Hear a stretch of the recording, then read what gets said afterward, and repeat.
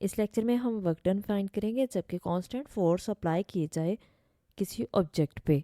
देखते हैं इसके लिए क्वेश्चन में हमें कहा गया find work done if the point eight which the constant force हमारे पास क्या है, ये फोर्स दी गई है जिसको F से रिप्रेजेंट किया, is applied on an object. एक ऑब्जेक्ट पे ये फोर्स अप्लाई की गई, move from point 1 two point 2। देखते हैं इसके लिए सोल्यूशन। तो सोल्यूशन में सबसे पहले हम गिवन फोर्स लिखेंगे। तो फोर्स हमें क्या दी गई है, ये 4i + 3j + 5k। अब डिस्प्लेसमेंट हम कैसे फाइंड करेंगे, तो डिस्टेंस हमारे पास क्या है, P1 P2 के दरमियान में है क्योंकि P2 टू P1 है। तो इसको हम लिखेंगे position vector P2 minus position vector of P1। तो P2 में हमारे पास कैसे हम इसको सॉल्व करेंगे, यानी दोनों का डिफरेंस। तो P2 माइनस P1 यानी आई का कोफिशिएंट पहले लिखेंगे और जे का P1 का कोफिशिएंट बाद में आएगा। इसको हम लिखेंगे 2 - 3 इंटू आई।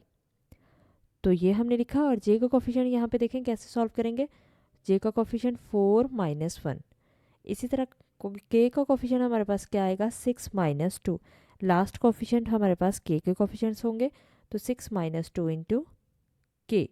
तो ये हमारे पास हमने इस तरह से लिखा और यहाँ पे ये हमारे पास पॉजिटिव है, 6 माइनस इंटू माइनस क्या हो जाएगा, प्लस हो जाएगा।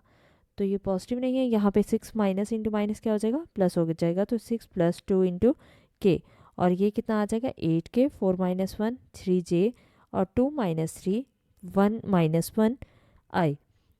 तो अब हम वर्क डन लिखेंगे। वर्क डन क्या होता है, फोर्स का डॉट प्रोडक्ट हम लेंगे डिस्प्लेसमेंट यानी डिस्टेंस के साथ। तो डिस्प्लेसमेंट की वैल्यू हमारे पास अभी हमने फाइंड किया है और फोर्स हमें गिवन है, तो इन दोनों का डॉट प्रोडक्ट लेंगे यानी आई का कोफिशिएंट को हम आई का कोफिशिएंट से मल्टीप्लाई करेंगे।